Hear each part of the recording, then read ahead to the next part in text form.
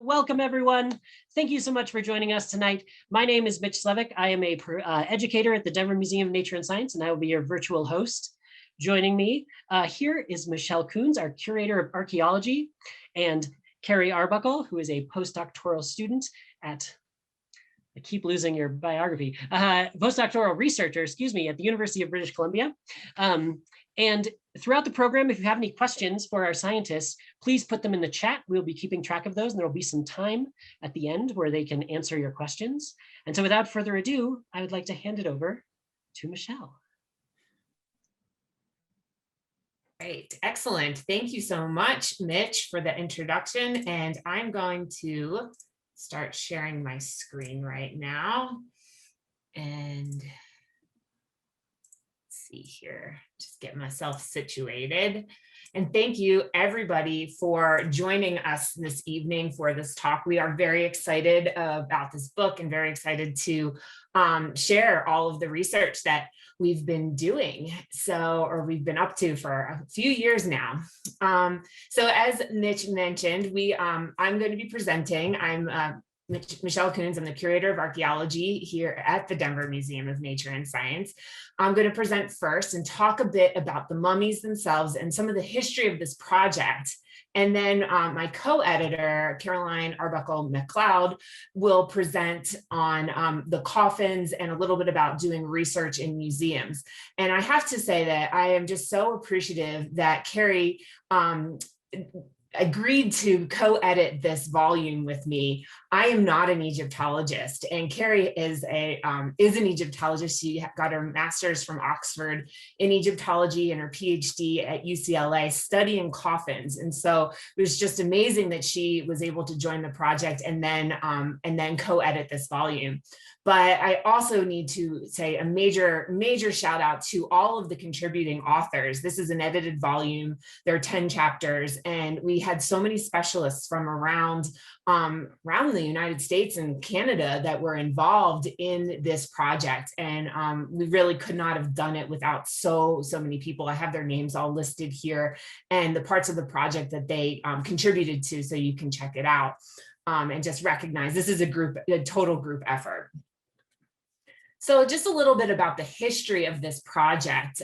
Back in 2016 at the Denver Museum, we needed to do some really minor renovations on the Egyptian hall. The rug was getting a little shabby and it needed some new paint. The exhibit was first installed in the year 2000, so it's been 15, 16 years, so it just needed some freshening up. And this we recognized as a really great opportunity to kind of revisit what was in there and update some of the science, because over those 16 years, so much had changed. The exhibit was focused on and is still focused on these two mummies. And the research that went into putting the exhibit together in 2000 did a lot of CT scanning back in the 1990s. So the CT scans were already nearly 25, getting on 30 years old. And the researchers at the time built the narrative of the exhibit based on what they found in the scans, and they decided to call one mummy the rich mummy and the other mummy poor mummy, because of some of those things that we are going to go through and explore in the CT scans from the 90s. When I first got to the museum, the exhibit, it was a wonderful thing when it first came out. It received all kinds of awards for being this cutting edge technology, but the narrative never really sat 100% right with me, particularly calling the one mummy a poor mummy. You had to have some kind of money to be mummified in the past, so that just didn't seem like the whole story. Also, the panel said that the mummies were 3,000 years old or so. And I always, in the back of my mind, I've done a lot of radiocarbon dating in my research as an archaeologist. I was like, we could do better than that. We can learn more about these individuals. But we were building on research that had been done. And we know from those previous scans that these were both females, and they both died around the age of 30. And so with all of the new technology available today, it just became this really great opportunity to try and dive in and learn more about the lives and the deaths of these two women in a really the most minimally invasive way possible is the way we designed the program. So these two mummies both they're both actually on permanent loan from the Rosemont Museum in Pueblo, Colorado. They don't actually belong to the Denver Museum. They were purchased in Egypt by an entrepreneur businessman named Andrew McClellan in the year 1904, 1905, somewhere in that time frame, and brought back to Pueblo.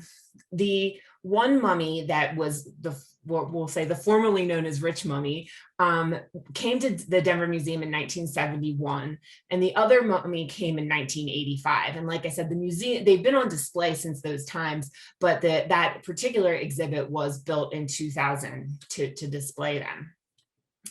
Now, before I really get into the research that we did to update the exhibit and to learn more, I want to talk a little bit about mummification in Egypt. The exhibit right now, the exhibit itself does talk about mummification, the practice of mummification, and it talks about some of the religious underpinnings of this and having to have your body complete so that you can travel into the afterlife. But something that's really important is that mummification was practiced for a really, really long time. We're talking like 3,000 years, and anything undergoes changes in that amount of time. And so I think that this is something that becomes very, very key. So the first mummification really kind of gets going during the Old Kingdom. This is where we first see natron come in to be used to dry out the body, the first examples of canopic jars where the organs are placed after they are removed from the body. And this is the time period where the focus was on the Giza Plateau and the Great Pyramids. By the time of the New Kingdom, they're changing some of the practices. You can see the canopic jars now have the heads of the 4 sons of Horus on them. This is the time of King Tut. The focus moves down towards the Thebes area near modern day Luxor, where the tombs are located. By the Third Intermediate Period, this is really the apex of mummification. This is when they were really kind of dialed in on what they were doing. The Egyptians realized that a lot of these canopic jars were being stolen and looted, and that meant that people were being removed or from their bodies, and that was, you needed to be with your body to move into the afterlife and live in eternity. And with this destruction, it wasn't working out, and so the mummification practice changed. And they would remove the organs, wrap the organs in bundles of linens, and reinsert them into the body. And they put these little wax figures of the 4 sons of Horus attached to each of the organ bundles as a way to protect the organs, but yet you still had your organs with you. But this is a time period where lots of packing was used, lots of linens to really make the body look very lifelike and as really stable. When mummification started to wane in the starting late period into the Ptolemaic and Roman period, the practices had changed. It was not as important to remove the organs from the body. That was just not seen as vital as it was in earlier time periods. But what became more important was to make the mummy outside, the exterior, really beautiful. And so this is when we see the addition of cartounages, which are the paper mache like masks that are put on top of the mummy, or in the later time, in the Roman time periods, where we see these portraits that go directly on top of the mummy. So there are these changes through time. Now I'll go back to the mummies that we have at the museum. So this is the Rich Mummy, formerly known as Rich Mummy. And this mummy has black substance all over it. So if you hear me referring to it as the mummy with the black coating. This mummy came to the museum in this coffin. And we know that this is not, we knew for a while, and it was in the old version of the exhibit, that this was not her coffin. This belonged to a man named Mez, and it's clear because the hieroglyphs talk about that. So we knew from the start that these two didn't go together. The other mummy, we weren't sure. We didn't really have we had no indication, no dates on the mummy itself or the coffin that it was in. So we really weren't sure. So we have a lot of new technology at our disposal that they didn't have in the late 90s when they were putting together the former version of the exhibition. And so we were able to really use all of these non-invasive or very minimally invasive methods to try and understand more about these mummies. And so I'm going to focus on the mummies, and we'll leave the coffins for Carrie when she comes up next. So the first thing, and really the key thing in much of this work, was the radiocarbon dating. And so we were able to extract samples of the linens from the two mummies. We were able to take wood samples from the coffins, and even that one mummy has some tissue to expose. We were able to take little pieces of tissue. And what we found out was that the dates are kind of all over the place. And this really does create a different story. So you'll see the mummy with the black coating. It was from before, I don't know if you can see my cursor here, before this coffin. So as we know, there didn't belong in that coffin, and there's no way that would have ever happened, because she died way before this coffin was even manufactured. The other mummy, it's an interesting story. The mummy is 500 years younger than the coffin. In the ancient past, there was a practice of Egyptians robbing tombs to get coffins and bury people in those coffins. So it is possible that this mummy was buried in this coffin, but it's more likely that around the turn of the last century, when there was mummy mania going on and everybody wanted to get their hands on a mummy for either like these fashionable unwrapping parties, or just, like Andrew McClellan, because you're wealthy and that's what you do. The people who were selling them would find a nice coffin and find a mummy and put them together, and off they'd go. But one of the things that is, we should also note that's important here, is that the mummy with the black coating, as well as this coffin, they do date to the same time period. And we do know that they all came to the Pueblo at the same time. So there is a possibility that that mummy was in that coffin at some point, but I'm not sure how we would ever really know this unless we found some kind of archives that we don't have that I couldn't find in any of my research. So unclear. All right, so now we'll move on to some of the CT scanning and what we found in this.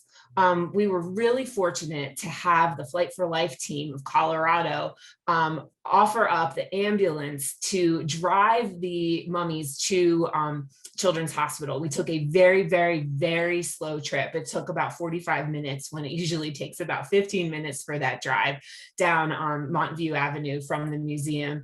And when we got to the museum, when we got to the hospital, it was pretty exciting. A lot of the staff was very, very excited to see the mummies be brought through on the gurney.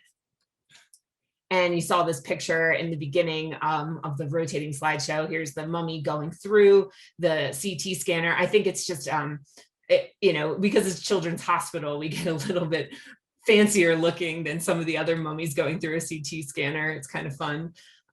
Here's some more of the just the scanning process. And here is let me see. This is an axial view of that scan. So starting at the top of the head and moving down the body to the feet. And what we'll notice are the layers of wrappings that you're seeing here. And there's a hard layer in between layers of wrappings that we were able to see in the CT scan. You see the bones, these are the legs, and we'll eventually get down to the feet of the mummy here.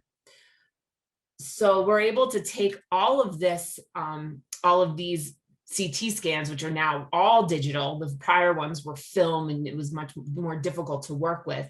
And we worked with Interspectral, which is a group out of Sweden that does these touch tables to virtually unwrap mummies. And so we were able to segment out all the different parts of the mummy, and now we can virtually unwrap the mummy from these scans. And so you can take off the different layers. We're now here moving down through. You'll notice in the throat area, it's all packed with resin and packed with different linens.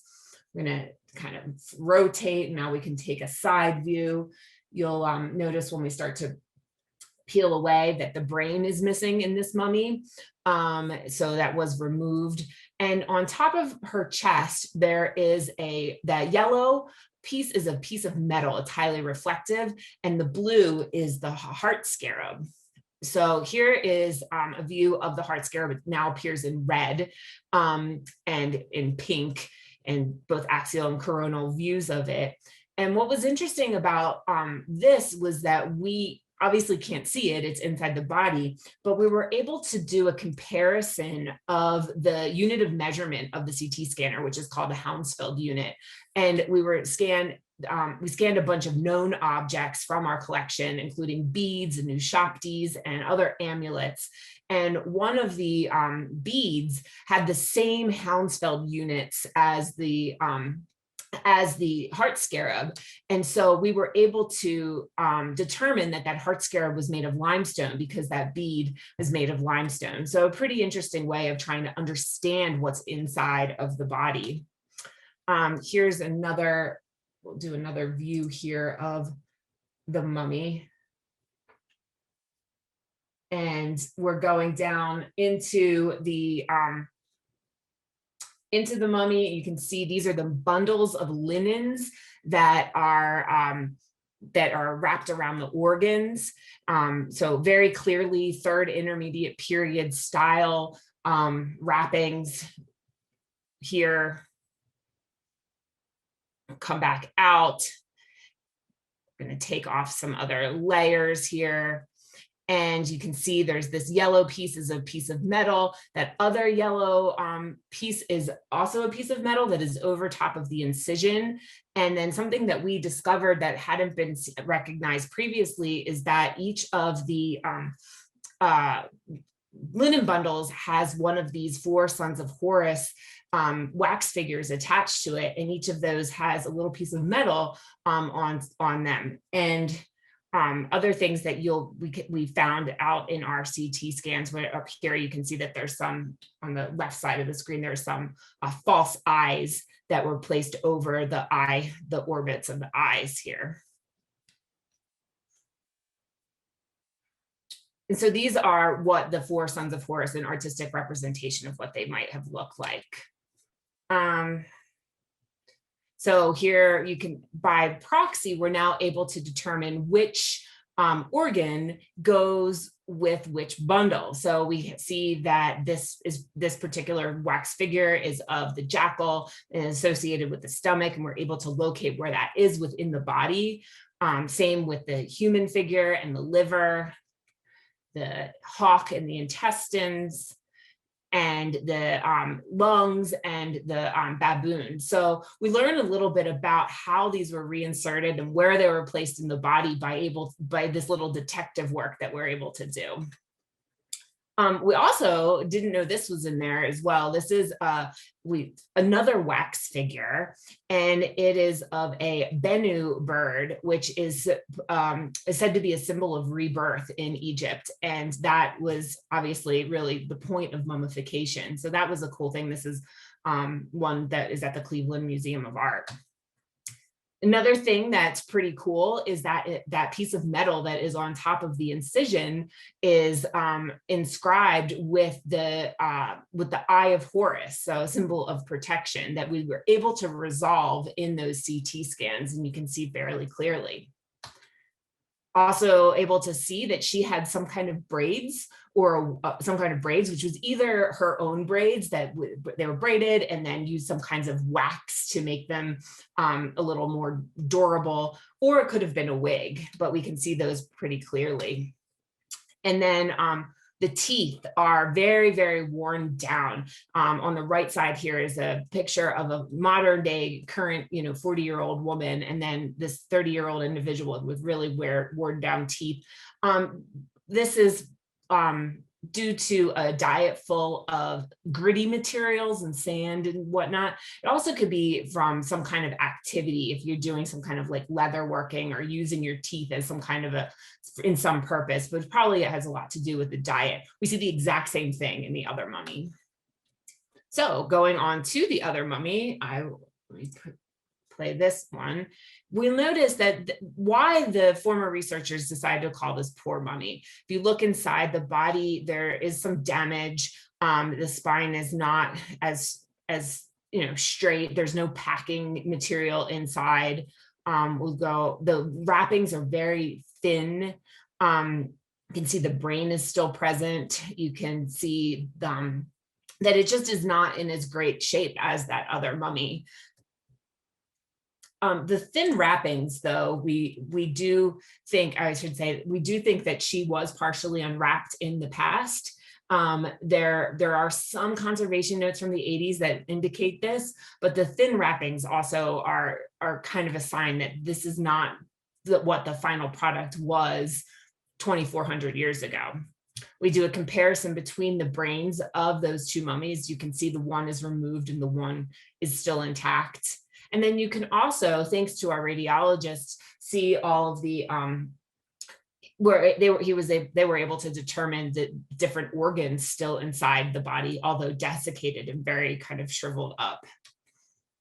The fact that the face is exposed is not something we would typically see. And this to me suggests that yes, some of the wrappings were removed. And with looking at the time period of mummification being in that Ptolemaic time period, it is quite likely that she had some kind of a cartoonage over top of her face that was removed and looted in the past. And so this could really explain why we're seeing those thin wrappings and her face exposed. All right, so I want to touch on these other these other methods that we employed on the mummies themselves. We did some isotope analysis, and the carbon and nitrogen levels really showed a typical diet of the time. And we did this only on the mummy that had the exposed skin, because we were able to take an eyelash and send that off for that type of analysis. Really typical of a real arid environment type diet, lots of C3 plants, which are like barleys and wheats. So nothing too surprising.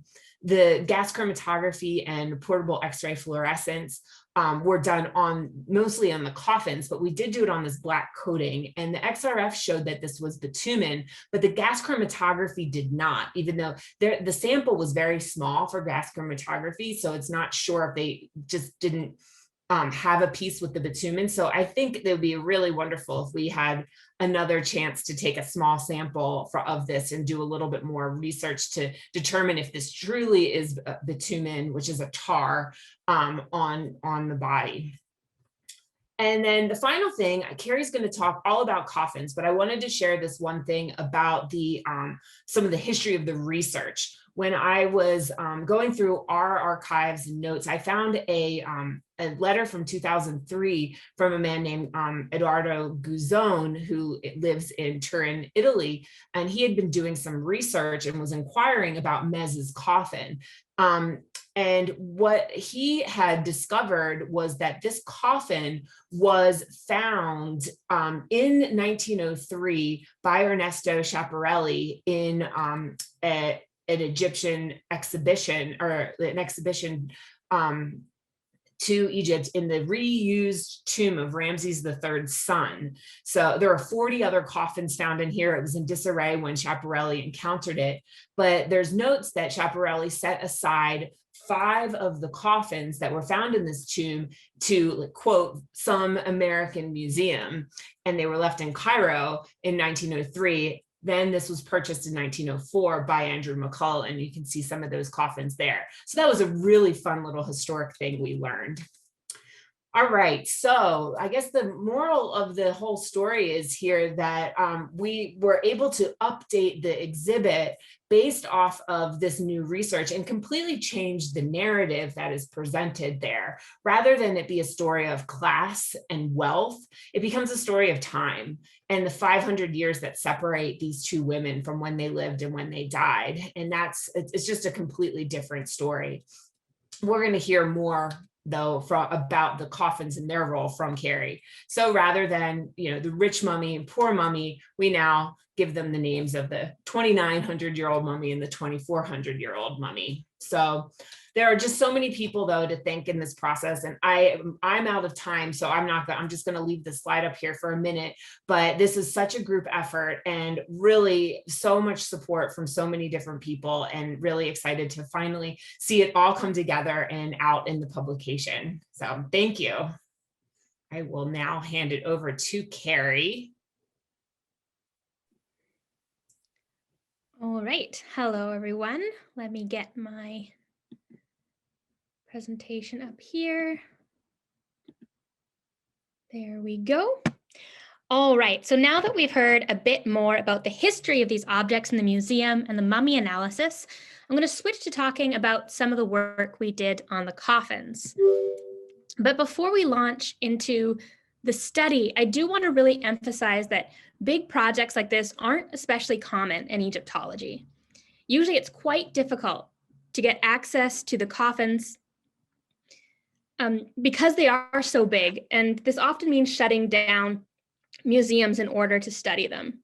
So I was very excited for the opportunity to be part of this great team and complete a thorough analysis of these pieces, because these objects are so incredible and they can tell us so much about Egyptian society, religion, and the history of different technologies.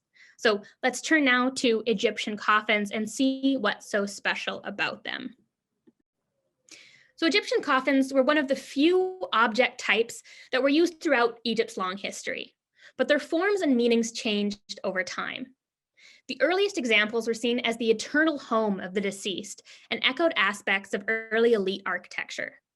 As time moved on, people began to express more concerns about being comfortable in the afterlife, and they started to decorate their eternal homes with spells of protection and offerings to be sure that they would have everything they needed in the afterlife.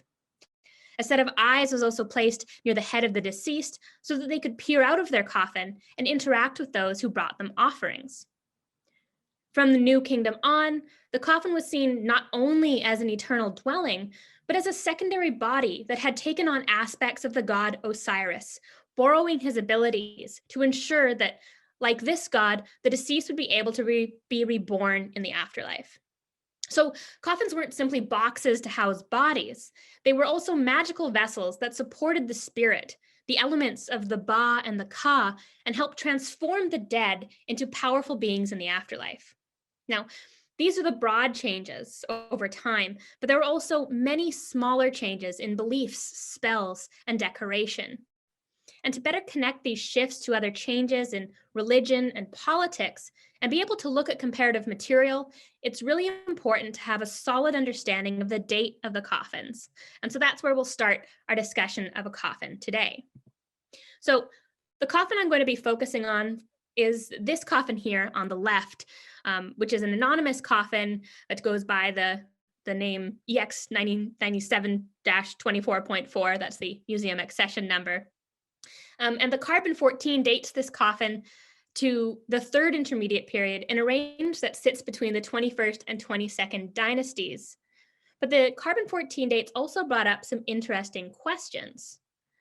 The dates of the main plank wood used for the coffin were about 100 years earlier than the dates used for the dowels and tenons, which are smaller pieces of wood that hold all the bigger pieces together. And we'll come back to why that might be in a bit.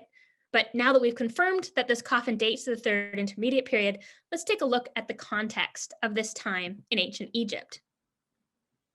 So the third intermediate period is usually seen as stretching from the 21st to the 25th dynasties, which translates to approximately 1069 to 664 BCE, or before the Common Era. And during this period of time, there were instances when Egypt was divided and different areas were ruled by either different kings or extremely powerful priests. And it coincided with warfare with communities from the Levant or West Asia and disruptions in trade. The 21st and early 22nd dynasty especially was a time when there doesn't seem to be a significant amount of imported material being used for funerary or artistic objects. And so we see an incredible amount of reuse of older materials. And from even slightly before this period, we also hear a lot of instances of tomb robbery. So probably due to a combination of a lack of new materials, the need for reuse, and high instances of robbery, we also see significantly fewer objects going into tombs at this time.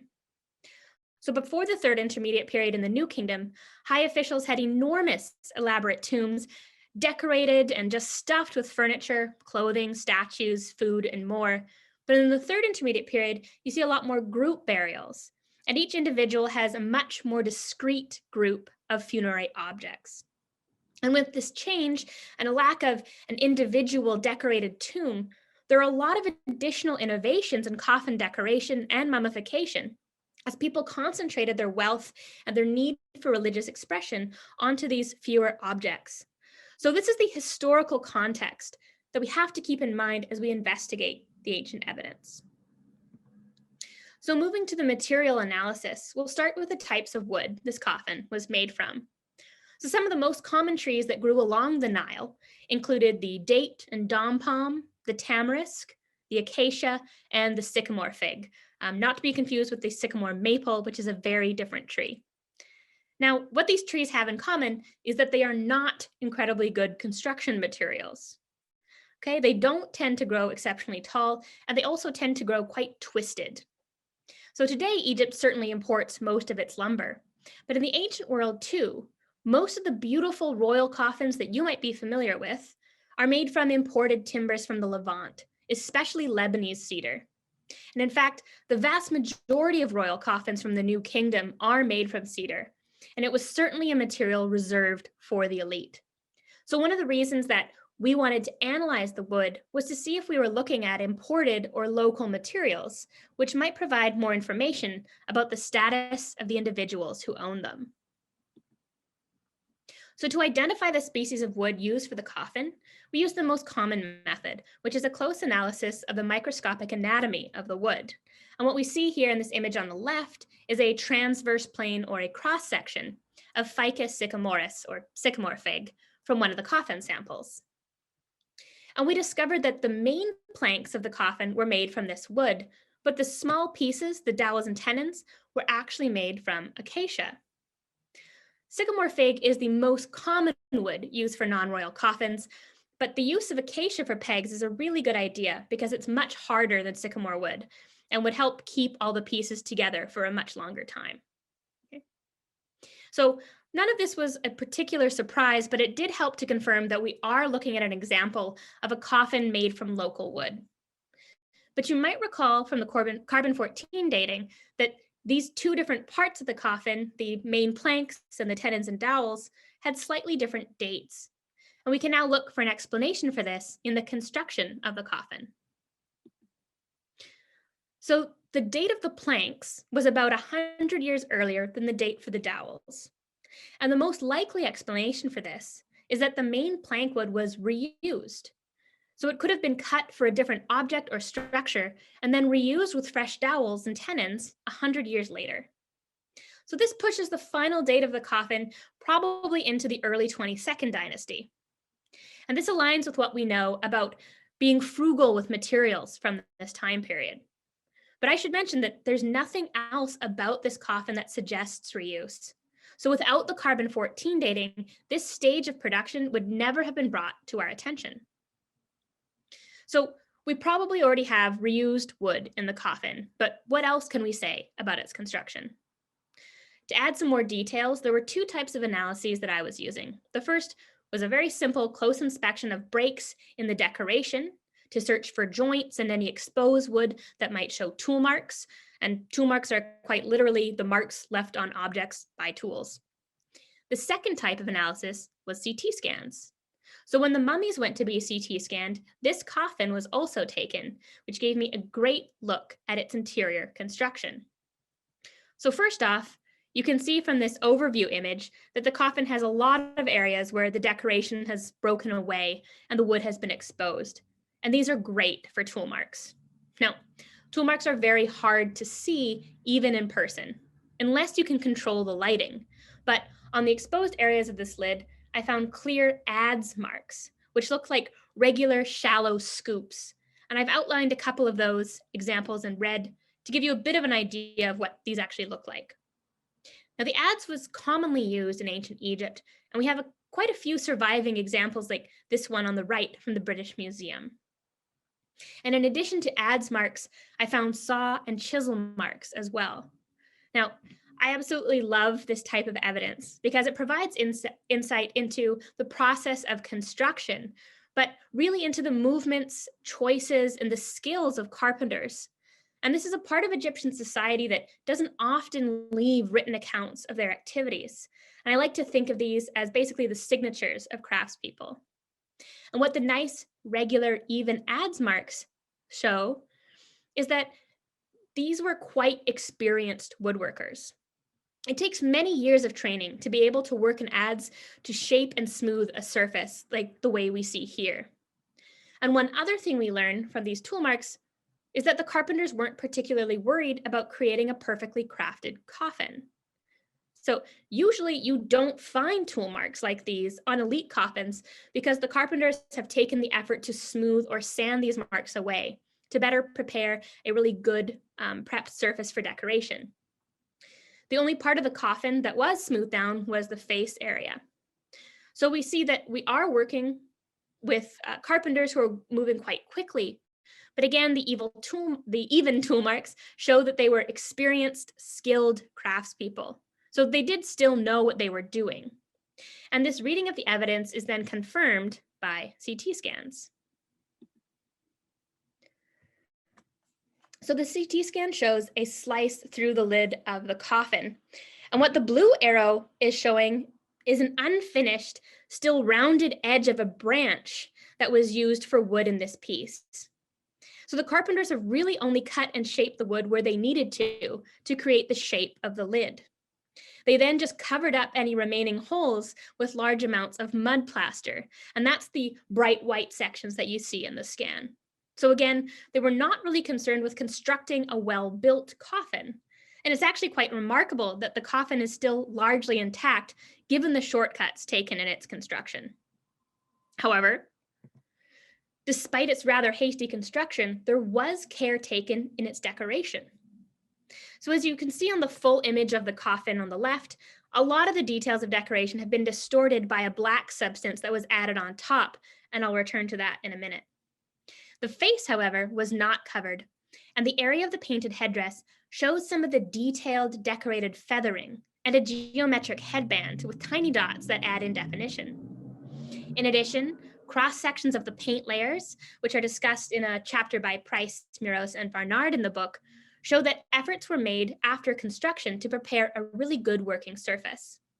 So this layering shows that starting from the bottom, on top of the wood, we had a rough mud preparation layer, followed by a fine white plaster layer, then a layer of yellow paint from the decoration, and finally a finishing layer of varnish on top. An additional pigment analysis was completed using a combination of methods to identify compounds and elements. And this includes, again, PXRF and GCMS, gas chromatography, which are discussed in 2 chapters of the book. And what these analyses showed is that the pigments that were used to decorate this coffin included yellow orpiment and Egyptian blue. And these pigments are often considered to be quite expensive, especially Egyptian blue, which required a significant amount of labor to create. And even today, it's actually still rather costly if you try to pick it up from art stores. So what all this means is that a lot more effort and expense was put into the coffin decoration than the coffin construction. But we have one more material aspect to consider. The final thing that was added to the coffin was this black material. Now, unfortunately, the analysis of this material, as Michele has already mentioned, was somewhat inconclusive.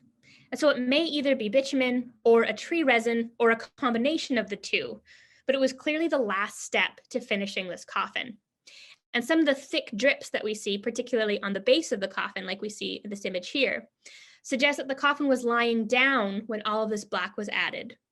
Now, why would the Egyptians, after painting it in this intricate decoration and using expensive pigments, then want to cover it all in a thick black substance? Well, to answer that question, we have to take a look at what was actually depicted on the coffin and being covered up. So looking directly at this coffin decoration is a little problematic, as it's very difficult to make out what is depicted behind the black. But luckily, what we can see, what's still visible, is enough to know that this piece was decorated in a style that was pretty typical for the late 21st and early 22nd dynasty. And it included a number of standard gods and motifs. And it has much in common with the decoration of the other coffin lid from the museum that dates to a very slightly earlier period. So I'll show some of the details of that piece for comparison. So here is this broken lid. And first thing we notice is that all the decoration is painted on a yellow background. Then there is a large floral collar, and below the collar are a series of registers of winged figures and deities. At the top of these registers, there are two seated gods with a scarab between them. Okay. And above that scarab beetle is a red circle.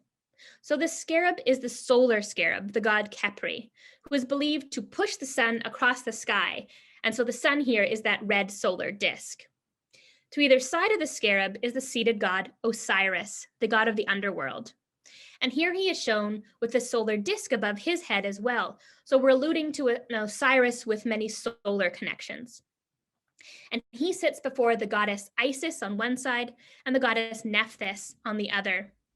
And there's a myth about Osiris and how he became the god of the underworld. He had to be killed by his brother, and then Nephthys and Isis are the goddesses that pull him back together and ensure that he can be reborn. Okay? And then as he is reborn, he becomes the god of the underworld, the god of the dead. And these two goddesses, Nephthys and Isis, are often seen with Osiris, and they're also frequently seen on funerary objects. They're a really big decorative theme as well. And that winged lady that is crouching beneath the gods of Osiris is another form of Isis with a slightly unusual scorpion headdress, and this emphasizes her protective qualities.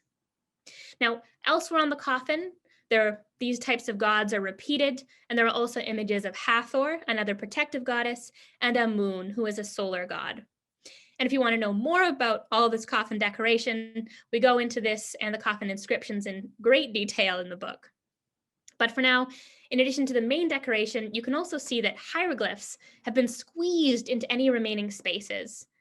And sometimes these hieroglyphs are there to label the gods. Sometimes they simply state the words life, the underworld, protection. And then there are additional smaller protective emblems, and solar gods also just fit into any nooks and crannies that they can find. And this desire to fill in all the gaps in coffin decoration with as many protective aspects as possible is one of the key stylistic features from this period. So again, this is related to the loss of individual tombs and decorated tomb walls. So what we're seeing is that much of the religious iconography and the protective spells from the tomb and funerary objects in previous periods are then being condensed onto the coffin decoration at this time.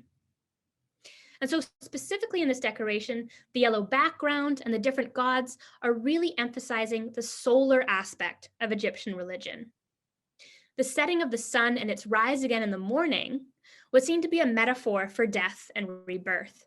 So here, with the combination of solar and Osirid elements, the Egyptians are combining associations with life and day with Osiris, the god of the afterlife, who is the example of rebirth after death in Egyptian religion. Hopefully you're following me along there. So just briefly to return to our slightly later coffin, you might now be able to pick out some of the same motifs and symbols: the solar discs, winged goddesses, and seated Osirid figures, again with a solar disc above their head, so showing their solar aspect. And it's not as vibrant as the other coffin, but this coffin too has a yellow background. So then the Egyptians take all these solar religious associations and they cover them in this black substance. Now, what we think is going on here is that adding of the black was done after a number of funerary rituals as the last step before the coffin was placed in the tomb. And black was not a negative color in Egyptian religion. It was associated with the fertile soils deposited by the Nile after the flood season, from which crops could grow and due to which life in Egypt was possible.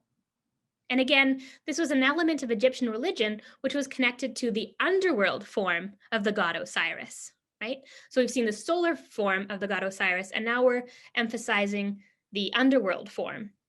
So it's possible that the adding of the black at the very end of the funerary ritual was to mark a moment of transition, the movement from the solar land of day and the living to the dark world of Osiris, crossing the boundary into death, but with the knowledge that through the assistance of Osiris, the deceased would rise again once they reach the afterlife.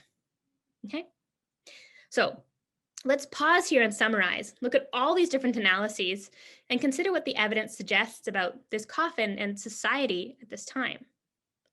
So first of all, we have the carbon-14 dates that help to scientifically date the organic materials, showing that the coffin dates to the Third Intermediate Period and probably the early 22nd dynasty specifically. The difference in the dates of the wood elements of this coffin also helped to suggest that the main plank wood was reused. The wood identification shows that the coffin was made of local materials. And as for coffin construction, the tool marks help to show that experienced carpenters were working on the coffin, but also that they didn't bother to smooth down the coffin wood anywhere except the face. CT scans help make this suggestion even more certain. The rounded tree branches used for construction were only shaped where necessary to form the anthropoid body shape of the coffin, leaving significant spaces in the internal structure that were then just simply filled with plaster. The various analyses performed on the pigments show that unlike the construction, the decoration was carefully prepared with base layers and a final varnish, and that expensive pigments were used as well. Finally, stylistic and decorative examination shows that the motifs in the coffin are those associated with the 21st and 22nd dynasties, aligning with the scientific dates given by the carbon-14 analysis. They also reveal the solar Osirid religious beliefs popular at this time. Then covering that solar imagery with a black layer would therefore also make sense in the context of a final burial ritual, marking the transition from the land of the living to the realm of the dead. So now that we have all of this information, is there anything else we need to consider? Well, one final puzzle is why experienced woodworkers wouldn't take the time to properly finish the coffin construction, especially if they've put effort into the decoration. So taking everything together, we might have an explanation. We know that the funeral ceremony in Egypt was very elaborate, and there were a number of rituals performed in the coffin before it was placed in the tomb. And it's possible that at this time, when reuse and tomb robbery were such an issue, the Egyptians didn't have confidence that their coffins would remain with their mummies for eternity. They may have instead placed more of their effort, time, and resources on creating a beautiful looking coffin that would suffice for the ceremony and rituals, but not last forever.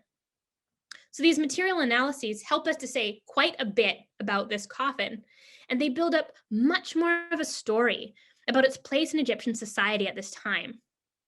It's just very unfortunate that we don't often get the chance to complete such informed analyses on these pieces, which is why it was so exciting to be part of this project, right? So thank you very much for that. And now we'll go back and invite everybody else. Here we go. Thank you so much, both of you. That was amazing. It's so cool how all this modern technology brings all this cool data, and then with your incredible depth of knowledge of history and everything, put it all into context. It's just really exciting. I'm going to put a link to the book in the shop again in the chat. And please, if you have any more questions, please put them in. I know everyone was completely caught up in listening that you may not have put your questions in, but we do have some questions. One is, what is the significance of the 4 sons of Horus? you want me to take that one? Okay. The four sons of Horus, we start to see them actually in the pyramid texts in the Old Kingdom. And they're these, so we're lower ranking gods that are really there originally to help the king reach the afterlife. But they become associated with mummification of everybody as we move through time. And each one of them, Imseti, Duamutef, Quebec-Senuef, and Hapi, are responsible for different organs. So they protect the organs and make sure that they remain whole on the way to the afterlife. Is a long answer. Oh, very cool. And then a couple things about the pigments. What sort of minerals or ingredients did they use to make them? And do they change over time, or can we be confident they look the same now as they did? They definitely did change a little bit over time in some cases. And we do get degradation of things like red turns to a bit more yellow. Egyptian blue can actually disappear completely and turn to white. And so then you sometimes need special analyses in order to even identify it on objects. And then in terms of what each color contains, so a lot of them were ochres, so they're really high in iron. So red and yellow are often ochres. Then there's a more expensive yellow pigment that is orpiment, and that has arsenic in it, and it is very toxic. So don't touch yellow coffins without knowing what you're looking at. Then black is usually made from carbon materials. So in some cases, it's actually ground up bone or charcoal. What else do we have? We have white, which is usually a calcium carbonate, so chalk, basically. And then Egyptian blue is the extremely complicated pigment, and it's actually made by grinding down vitrified material. So it's actually almost a glass. And the blue itself is only visible because of reflectance within some of these materials. So if you actually grind it down too much, it's no longer blue because you've crushed the pigment up so much that it no longer reflects enough light in that spectrum to be blue. But it took a lot of energy to heat up this glass material and then grind it down properly. So it was really expensive. And again, as I said, if you try to do any experimental analyses today, Egyptian blue from art stores is incredibly expensive. Wow. So Danny, 7 years old, wants to know, how do we know they thought a beetle pushed the sun across the sky? I love that question because it looks like a dung beetle. So the Egyptians thought that the dung beetle, who you see crawling across the sand and pushing balls of dung, reflected, they saw that as the ball of dung as being the sun. And so they saw that this was a metaphor for sunrise. So they see the dung beetles pushing the ball of dung across the sand, and they're like, oh, it's the Khepri beetle pushing the sun up into the sky. Interesting. There you go. Very interesting. We also had someone who remembers seeing cat mummies at our museum, and are those still there? And can you talk a little about those? So the cat mummy actually was on loan from the University of Pennsylvania Museum.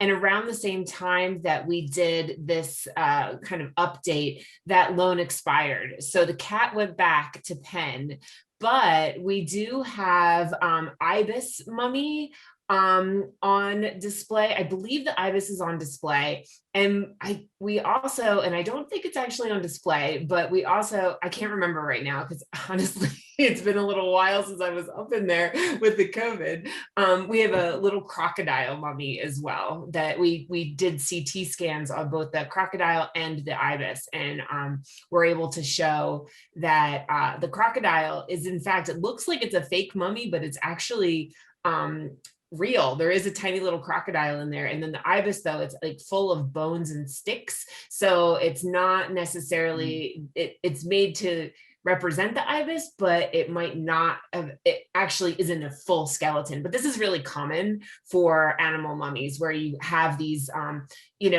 I hesitate to call them fake because they still served a purpose as an offering, a votive offering to different to different gods, but they were just not necessarily an actual mummified bird or crocodile or whatnot. So cool. Did you find any parasites or anything unexpected in the mummies? So with the CT scanning, right now our technology is not good enough to get to that level of detail. I mean, heck, check back in 15 years, maybe we can actually see to that microscopic level. But to be able to determine if there are parasites at this point, we would need to unwrap those mummies. And of course, that's not something that we're going to do. Mummies that have been unwrapped, they have, found all kinds of different parasites, various kinds. Interesting.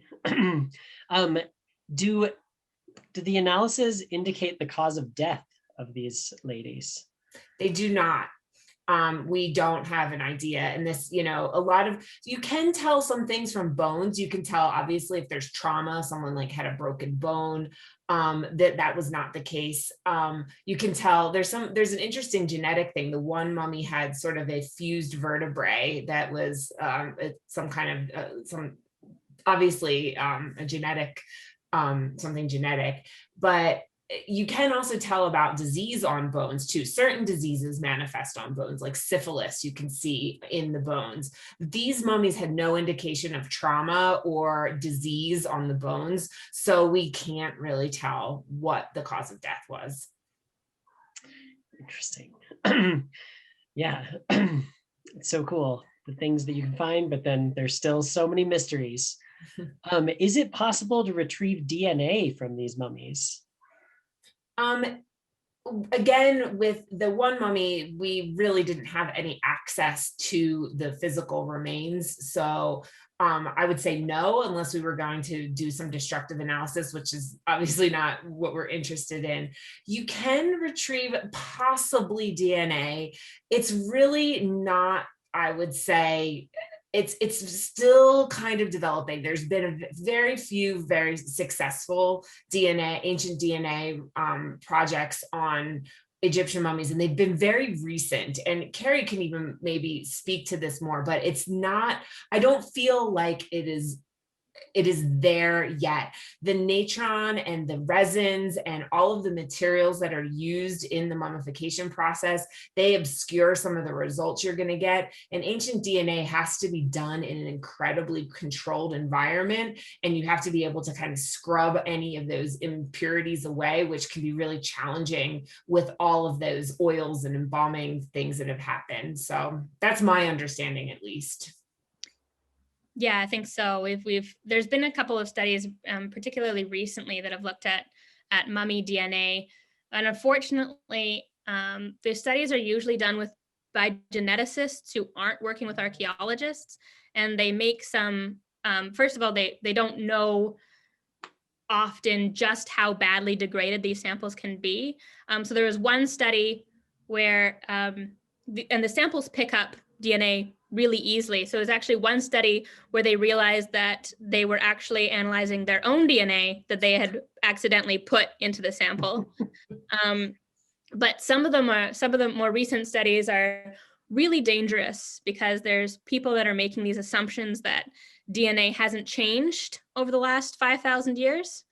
And so what a lot of these studies are trying to prove is where the mummies are from. And they're looking at heritage and genetics in that way. And they've made some really dangerous assumptions about populations. So right now, mummy DNA is actually, as you say, it's getting better, and they're working to clean it up and find new ways to approach it. But it's all should be taken with an enormous grain of salt whenever you read DNA analysis from mummies. Wow.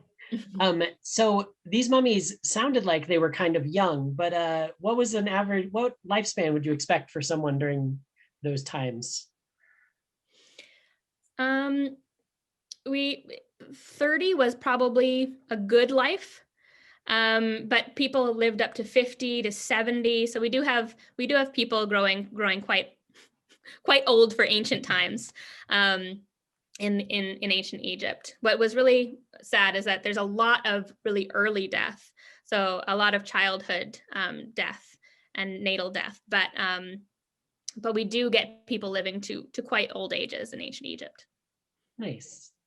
Now, are there mummies? We hear a lot about Egyptian mummies. Are there mummies in other parts of the world? Yes, definitely. I guess there's a couple ways to answer this question. The mummies in Egypt are artificial mummification. You know, the Egyptians really helped along the process by embalming and by the different resins, of course, the drying out the body. One of the other places where we see this artificial mummification is on the north coast of Chile and the south coast of Peru with the Cinchuro mummies, which are actually the oldest mummies in the world. They date back to 7,000 years ago. And in those mummies, they would deflesh the body and put in sticks to kind of reinforce the bones and then cover them in a mud or plaster material. And those are also what we would consider artificial mummies. In Peru, we find tons and tons of mummies that are mummified because of the environment, with it being a very dry desert environment. The mummy bundles, the textiles preserve, the bodies desiccate and dry, and so they all preserve. And the people that lived there knew that that was going to happen. So the religious practices sort of evolved alongside of understanding how the body will preserve in the ground. But we don't have evidence that there was actual manipulation of any of those other bodies in terms of using resins to preserve them artificially. But we do find mummies anywhere that you can get some kind of spontaneous mummification. So like the Iceman you may have heard of from Ötzi, from Austria, Italian border, frozen in the glacier for 5,000 years. Mummified. Basically, a mummy is anything where any of the like skin, flesh, organs are preserved, and so it's different from a skeleton in that way. So we do see mummies pretty much anywhere the conditions are correct, but pretty much the only real like artificially, well, there's other more modern examples in Papua New Guinea, but I could go on for a long time about this. So yes, there are mummies elsewhere in the world, but Egyptian mummies are a unique category. So we're getting down to the end of our program. So one final question for each of you: what was the most surprising thing that you found, and or what's the question you weren't able to answer that you would love to have the answer to? Sure. You go ahead. Okay, I'll go. Let's see, the surprising thing.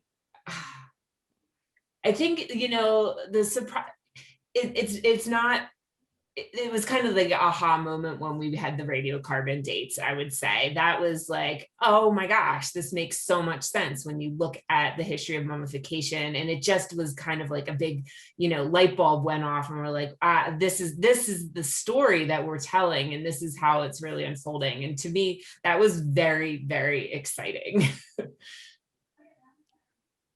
Awesome. I think for me, it's a tie between finding out that the coffin planks were a different age than the dowels. That was cool because it showed us something that nothing else could show. But I also loved just seeing the rounded tree branch still just uncut in that coffin. From a construction point of view, that was really cool. Amazing. And for something that I was frustrated with was I'm really interested in this question of what that black material is. So it's really hard to analyze, and there's so many studies now of this black material that come up with like, not really sure. So it's too bad that we came up inconclusive on that too. All right, well, thank you so much, everyone. That's about the time that we have. I put the link in again if you'd like to pick up a copy of the book and go much deeper into all of this. Thank you so much for this program tonight. This was amazing. Any final thoughts? just thank you so much to everyone who came. Yeah, if you want to learn more, it's all in the book. And I just have to thank Carrie again so much for coming on board to co-edit this volume, and all of the others who contributed. It, like I said, it was a group effort. Well, it's great to be able to do so much with them. That was awesome. Yeah. Well, wonderful. Thank you again, everyone. We do have, the museum is open. We have an exhibit on Stonehenge if you're into ancient archaeology and things like that. We also have an exhibit on Sioux if you want to just look at some more bones of different creatures. Thank you again for joining us. I hope you all have a wonderful evening. And yeah, stay curious. Bye. Thank you.